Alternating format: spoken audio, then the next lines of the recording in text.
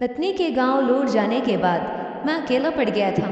मेरा भी कुछ ऐसी ज़रूरतें थी जो कि मैं पूरी करना चाहता था। मेरे फ्लैट के नीचे वाले फ्लोर पर एक आंटी रहती थी। उनकी उम्र करीबन 45 साल थी, जो कि दिखने में बेहद ही खूबसूरत थी।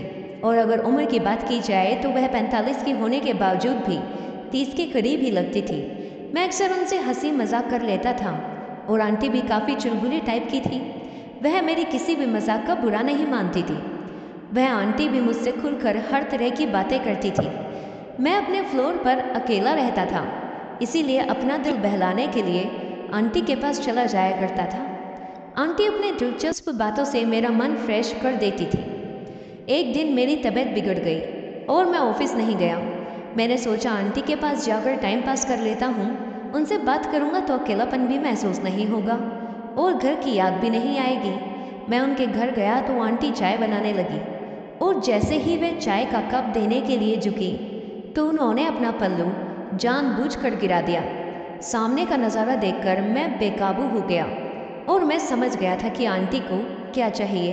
तभी मैंने आंटी की तरफ एक कदम आगे बढ़ाया और दोनों लड्डुओं को, हेलो दोस्तों, स्वागत है आप सभी का हमारी एक और रोमांचक कहानी में। उम्मीद करती हूँ कि आपको यह कहानी बेहद पसंद आएगी। मेरा नाम विकास है और मेरी उम्र 27 साल है और मैं एक शादीशुदा आदमी हूँ। मेरे 2 बच्चे भी हैं और मैं उनमें से बहुत प्यार करता हूँ। मैं बिहार के एक छोटे से गांव का रहने वाला हूँ, लेकिन पिछले 10 सालों से मैं दिल्ली में रहकर जॉब करता हूँ। मैं एक बहुत ही शर्मीला किस्म का इंसान हूँ, इसलिए मुझे लड़कियों से बात करने में भी बहुत ही शर्म आती है। शादी से पहले भी मैंने किसी लड़की से बात नहीं की थी। एक बार मेरे दोस्त की चचेरी बहन ने मुझसे बात करने की कोशिश भी की थी, तब जब मैंने भी उसको मना कर दिया था। मेरा मन तो बहुत करता था, लेकिन मैं किसी भी लड़की से कुछ बोल नहीं पाता था। हालांकि यह बात मैं बता दूं कि मेरी दिलचस्पी शुरू से ही लड़कियों से ज़्यादा आंटियों में रही है, क्योंकि आंटियों को बहुत ज़्यादा एक्सपीरियंस होता है और वे जल्द से मान भी जाती हैं। यह उस समय की बात है कि जब मैं दिल्ली में किराए के मकान में अपने पूरे परिवार के साथ रहता था। शुरू में हमारे घर की माली हालत काफ़ी अच्छी थी, क्योंकि मैं अच्छे पैसे कमा लेता था। लेकिन फिर धीरे धीरे हमारे घर के हालात बिगड़ते चले गए। दरअसल हुआ कुछ यह था कि मेरी माँ की तबीयत बहुत ज़्यादा खराब हो गई थी और मेरी माँ गांव में रहती थी। जब उनकी तबीयत ज़्यादा खराब हुई तो मुझे अपने पूरे परिवार के साथ गांव वापस लौटना पड़ा। हम थोड़े दिन गांव में ही रहे और माँ की सेवा की।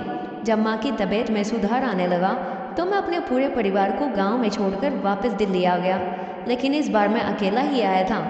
मैं अपनी पत्नी और बच्चों को साथ नहीं लाया था। पत्नी के साथ ना होने की वजह से मेरी कुछ ज़रूरतें अधूरी सी रहती थी। अब मैं सोचता था कि काश मुझे ऐसा कोई मिल जाए जो मेरी ज़रूरतें पूरी कर सके, पर मैं इतना शर्मीला था कि किसी से बात तक करने में भी मुझे शर्म आती थी। मैं आपको अपनी एक खासियत और बता देता हूँ कि मेरे परिवार की हर एक भाभी से मेरी बहुत अच्छी बनती है। मैं जिस फ्लैट में रहता था उसी फ्लोर के नीचे एक भाई साहब अपने परिवार के साथ रहते थे। उनके परिवार में उनकी पत्नी और 2 बेटियां थीं। मेरे उन लोगों से कभी कभी हाय लो हाय हो जाती थी। जब मुझे वहाँ रहते रहते 6 महीने से ज़्यादा हो गए तो उन लोगों के साथ मेरे घरेलू संबंध हो गए थे। हम कभी कभी साथ मिलकर लंच और डिनर भी किया करते थे और कभी कभी साथ में घूमने भी जाया करते थे। भाई साहब मुझ पर बहुत ही भरोसा करने लगे थे और वैसे भी मैं एक भरोसे वाला इंसान हूँ। मैं किसी को धोखा नहीं देता हूँ। आंटी मुझसे बहुत अच्छे से बात किया करती थी और मैं भी उनसे हंसी मजाक कर लिया करता था। जब आंटी के पति घर पर नहीं होते थे और आंटी को हॉस्पिटल या बाजार जाना होता था तो वो मेरे साथ ही जाती थी। इसी बीच हम आपस में बहुत सारी बातें भी किया करते थे और मुझे आंटी का स्वभाव भी बहुत ही ज़्यादा पसंद आने लगा था। आंटी जब भी अपने घर पर कुछ स्पेशल खाना बनाती थी तो वह मेरे लिए भी भिजवा देती थी। एक बार की बात है कि तबीयत खराब होने की वजह से मैं काम पर नहीं गया। आंटी की दोनों बेटियां स्कूल चली गई थी और उनके पति भी ऑफिस जाने के लिए निकल गए थे। मैं अपने कमरे पर अकेला ही रहता था, पर जब सब चले गए तो मैंने सोचा कि आंटी के पास जाकर ही टाइम पास कर लेता हूँ। उनसे थोड़ी देर बात करूँगा तो मेरा भी मन अच्छा हो जाएगा और मुझे घर की याद भी नहीं आएगी। जब मैं आंटी के पास गया तो वह किचन में कुछ काम कर रही थी। मुझे देखते ही वह बोली, क्या हुआ देवर जी, आज आप काम पर नहीं गए? तभी मैंने कहा, नहीं आंटी, आज थोड़ी सी तबीयत खराब है और मुझे घर की बहुत याद आ रही है। बहुत दिन हो गए हैं मैं अपने बच्चों से नहीं मिल पाया हूँ और अपनी पत्नी पूजा को भी नहीं देखा है। आंटी कहने लगी, क्या यार, तुम भी मुझे हर वक्त आंटी कहकर हमेशा यह एहसास दिलाने की कोशिश क्यों करते हो कि मैं बूढ़ी हो चुकी हूँ। देवर जी, तुम मुझे भाभी कहा करो। तो मैंने भी हंसकर कह दिया, ठीक है भाभी जी। अब खुश हो ना।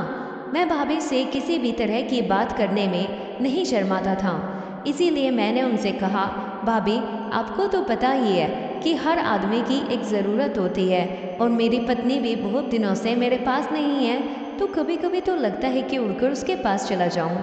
और इतना कहकर मैं हंसने लगा। वह बोली, बात तो आप सही कह रहे हो देवर जी, मैं समझ सकती हूँ कि आप पर क्या बीत रही होगी। आप थोड़ी देर यहीं पर बैठे, मैं आपके लिए चाय बना कर लाती हूँ, आपको चाय पीकर थोड़ा सा अच्छा लगेगा। इतना कहकर भाभी चाय बनाने के लिए चली गई। मैं भाभी को ही देख रहा था, वह बहुत ही प्यार से मेरे लिए चाय बना रही थी। थोड़ी देर बाद वह कुछ लेने के लिए झुकी तो उनका वह नज़ारा देखकर मेरी तबीयत थोड़ी थोड़ी ठीक होने लगी थी। मेरी निगाहें रहकर उनके उन कयामत भरे अंगों पर उठ रही थी। जो भी ऐसा होता है तो मेरे तन बदन में हलचल सी मचने लगती थी। भाभी कहने को तो काम कर रही थी, पर उनका पूरा ध्यान मेरी हरकतों पर था।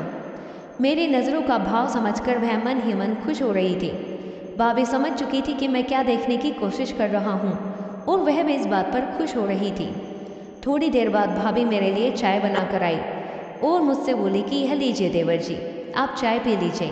मैंने कहा, अगर आप पिलाओगी तो ज़रूर पीऊँगा। तभी भाभी इतना कहकर हम दोनों हंसने लगे।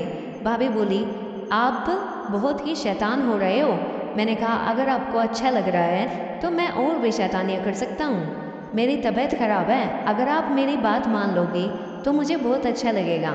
मुझे पता था भाभी का भी मन है, लेकिन वह दिखावे का विरोध करने लगी थी। थोड़ी देर बाद जब वह चाय का कप उठाने के लिए झुकी तो उन्होंने जानबूझकर ही अपना पल्लू गिरा दिया और अब तो मेरी हालत और भी ज़्यादा खराब हो चुकी थी। मैंने कुछ भी न सोचते हुए उनको जल्दी से गोद में उठा लिया और कमरे में ले गया और उनसे जी भरकर प्यार किया। मैंने बहुत मेहनत की थी, तब जाकर उनको खुश कर पाया। मेरी मेहनत देखकर भाभी बोली, अरे देवर जी, आपकी पत्नी तो आपसे बहुत खुश रहती होगी। तुम्हारे भाई साहब तो मुझ पर ध्यान ही नहीं देते हैं। मैं बिन पानी की मछली की तरह तड़पती रहती हूँ और उनका मुझ पर तो कोई ध्यान ही नहीं रहता है। ऑफिस से आते हैं और खाना खाकर चुपचाप सो जाते हैं। मैं उनके लिए तैयार बैठी रहती हूँ, पर वो मेरी तरफ देखते भी नहीं हैं। मैंने कहा, कोई बात नहीं भाभी जी, अब से मैं आपको सब कुछ दूंगा जो आपको मिलना चाहिए। इतना सुनकर भाभी मेरे गले से लग गई। अब तो यह सिलसिला रोज़ ही चलने लगा था। मैं भाई साहब के ऑफिस निकल जाने के बाद ही थोड़ी देर के लिए भाभी के पास आ जाया करता था और उनको वह सुकून देता था जिसकी उन्हें ज़रूरत थी। और मुझे भी इन सब के बाद ही मैं ऑफिस जाया करता था। कभी कभी भाभी को यह डर भी खाता था कि मैं कहीं किसी को कुछ बता ना दूँ। मैंने भाभी से कहा था कि आप बिल्कुल भी फिक्र ना करें, मैं एक बहुत ही भरोसे वाला इंसान हूँ। मैं औरतों की बहुत ही कदर करता हूँ और मैं आपको कभी भी धोखा नहीं दूंगा। यह सिलसिला चलता रहा और हम दोनों एक दूसरे के बहुत ही करीब आ चुके थे। कुछ दिनों बाद हमारी ज़िंदगी में बहुत ही बड़ा बदलाव आने वाला था, क्योंकि मेरी पत्नी मेरे पास वापस आ गई थी। पत्नी के आ जाने के बाद मैं ज़्यादातर समय उसी के साथ ही बिताता था और भाभी को बहुत ही कम समय दे पाता था। कभी कभी तो मैं उनके पास जा ही नहीं पाता था। मेरी पत्नी को भी शायद अब शक होने लगा था कि ज़रूर उसके पीठ पीछे मैं कुछ अजीब हरकतें कर रहा था। वह बोली, क्या आपको मेरी याद नहीं आती थी? मैंने कहा, भला ऐसा कैसे हो सकता है कि मैं तुम्हें याद ना करूं? मुझको पता है था कि उसे मेरी बातों पर यकीन नहीं है, लेकिन मैं कर भी क्या सकता था। पत्नी के आ जाने के बाद से भाभी के पास जा ही नहीं सका और मैं उन्हें बहुत याद करने लगा था। एक बार जब मैं उनके पास गया तो भाभी बोली, आप बहुत ही बदल गए हो देवर जी। जब से आपकी बीवी वापस आई है तब से आप तो मुझे भूल ही गए हो। मैंने कहा, ऐसी कोई बात नहीं है भाभी, मेरी पत्नी को मुझ पर शक होने लगा है और वह मुझको आपके पास नहीं आने देती है। मैं फिर भी आपके लिए समय निकाल कर बुलाता हूँ और आपके पास चला आता हूँ। थोड़ी देर बातें करने के बाद हम दोनों आपस में समा गए और फिर मैं ऑफिस चला गया। कुछ दिनों के बाद मेरी पत्नी को मेरी शर्ट पर लिपस्टिक के निशान मिले। अब तो उसका शक यकीन में बदल चुका था।